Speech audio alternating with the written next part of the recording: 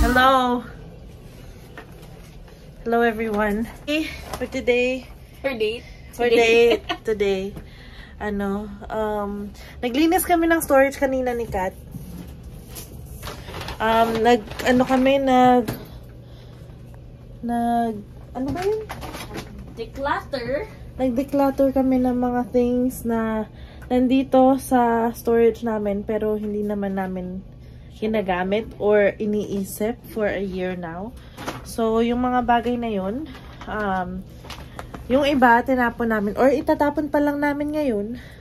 And then yung iba, i-donate namin kasi mahilig kami mag-donate. Kasi kami ay charitable.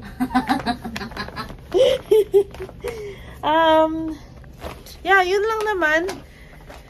So, ngayon, tatapon tayo ng basura sa baba, sa namin, sa garbage area namin.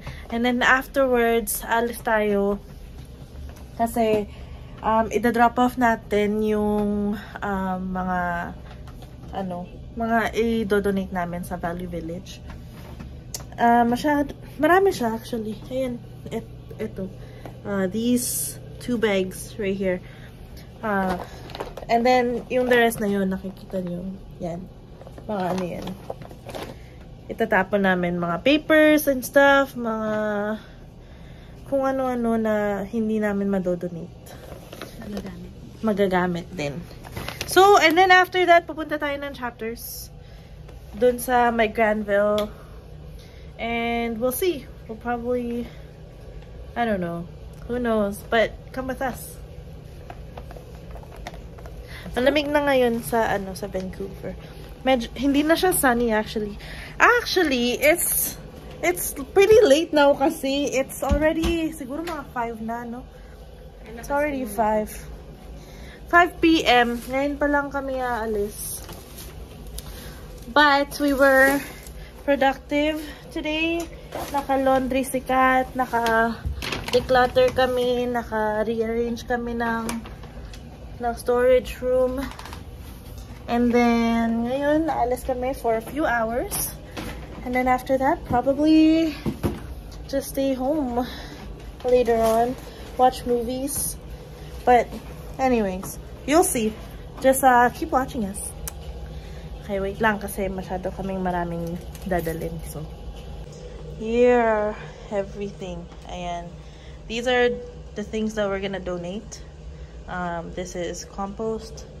This is going to the paper garbage, also cardboard garbage, and this is just normal garbage. This is actually just half full, but we're just gonna throw it out anyway. Yeah.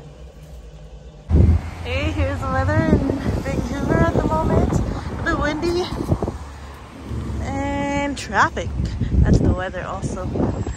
It's traffic weather. It's windy and it feels like it's gonna rain, but it's probably not. No, it's gonna be cloudy. Yeah.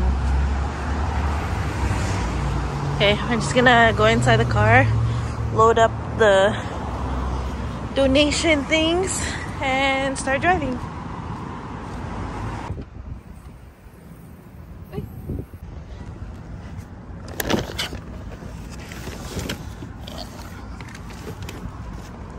These are full of clothes. Itong isa full of clothes. Mga maliit na.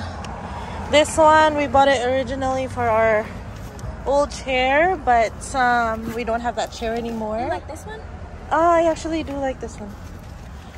Tapos ito, mga swimming things. And we're just getting rid of it because we don't use it every time we go swimming. This is Carmela's, but Mom said that we can throw it out, so it's okay. I mean, donate it. So it's okay. Fall na talaga. Tingnan nyo na, oh. Ayan. Are you Canadian? Are you Canadian? Yeah. Ayan. Okay. Lamig ka. Ay, kasi naka-shorts. So, sorry naman. Kami. Drive na kami. We usually, donate dun sa Value Village. Value Village. In Victoria. Victoria Drive. Doon kami nagdo-donate. So, Yeah.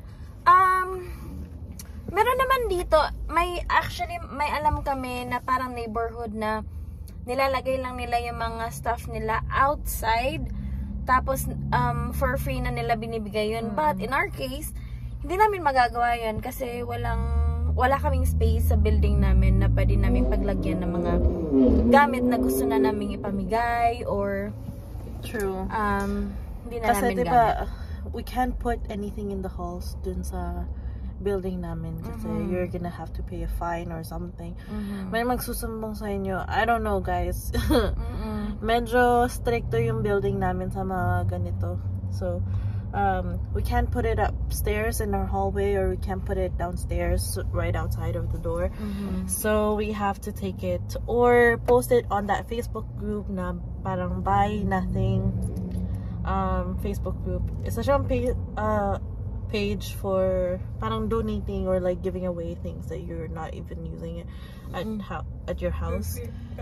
So we usually like do that, but kasi yung dami naming kailangan i-get rid of, kaya mas mabilis na lang yung dali na lang namin talaga sa Valley Village yung mga gamit. So it's a one-time, big-time kind of thing. Pero yung Facebook page na yun, I think meron sila sa each city or community or neighborhood, ganyan. Meron sila. So, check yung sa inyo kung nasan man kayo. Baka kasi may ganun din, edi free stuff or like you can give away things at your house. But also, we got something from there na very useful. Yung aerator ng aquarium. We got it from there. It's a big one and it's usually like $40 something, and we got it for free. But it is too big, so we don't use it a lot unless I'm like cleaning the tank. But anyways, we're just gonna go by. So sikat na lang magbababa ng mga donate namin. Ayan siya. Sa likod. Ayan siya. Ayan.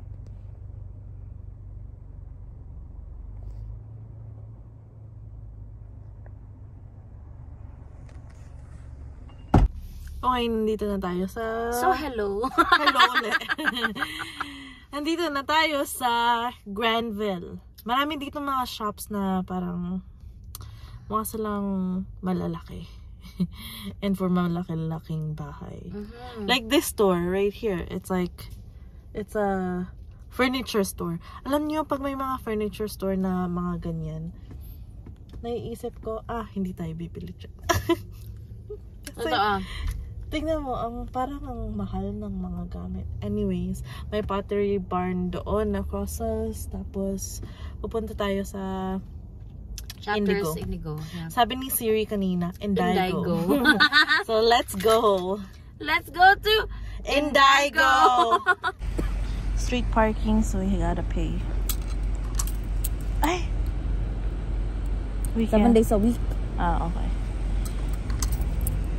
Look. 8 minutes. Magkano ba? 11. Uy! Bakit? So, we will be here for 28 minutes. Ayan yung car. Yan, ito yung Granville. May view kayo ng skyline ng downtown and the mountains. As you can see, clear na uli ang mountains and our sky. So, hindi na masyadong hazy. Ayan, pag may Starbucks coffee, you know na konektado na to sa Indigo. So, dito ata tayo papasok. Diyan ka? Doon na. Ha? Doon na lang. Ayan. Broadway and Granville pala to.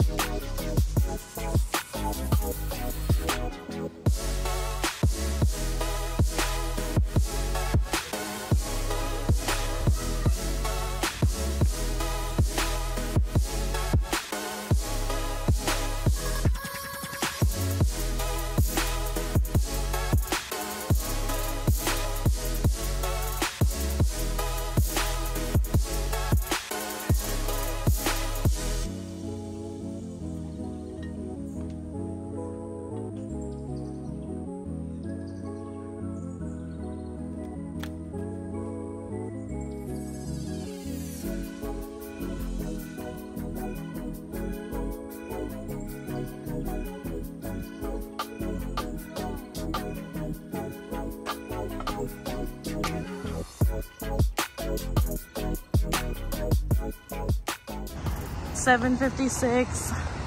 Kakatapos lang namin. Madilim na, oh. Madilim na.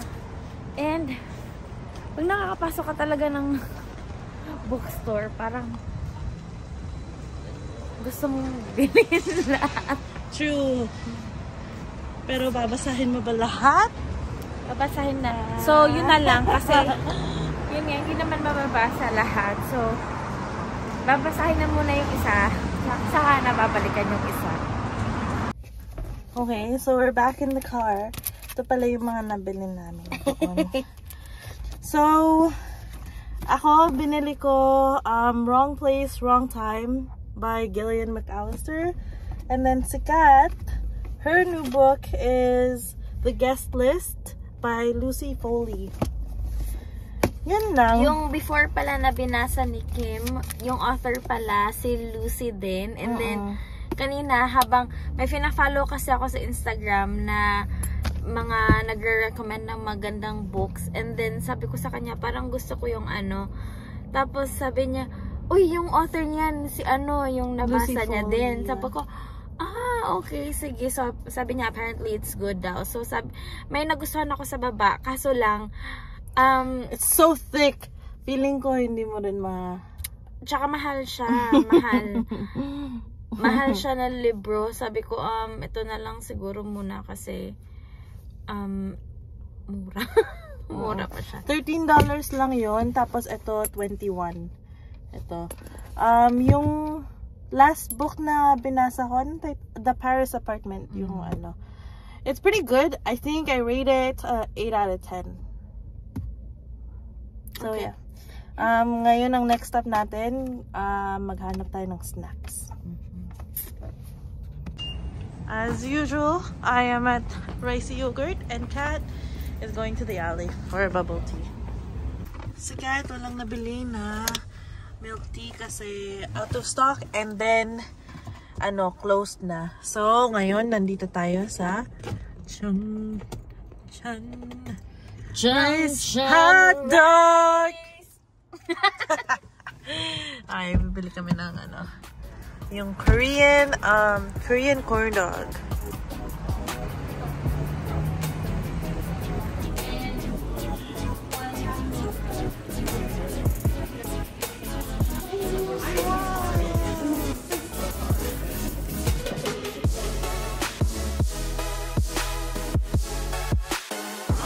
Wow.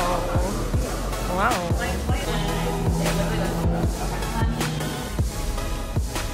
Another one.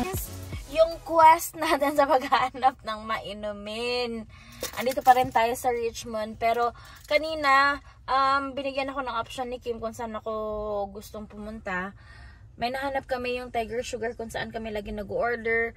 Meron din siyang futang. Kaso, parang feel ko mag-gosh tea. Kasi yun yung last na namin. I mean, na-try namin last time na nagustuhan ko talaga. Very refreshing yung inumin nila. Kaya, samahan niyo kami. Let's go.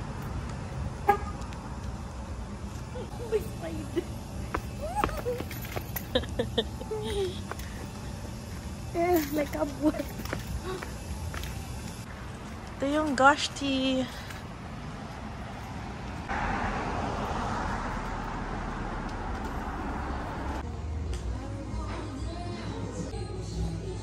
It's just water. Ito ang kanilang mga prices. It's pretty cheap actually. $6. Almost $6 everything. Oh, the durian is $12.66. Kind of expensive. And It's a green tea.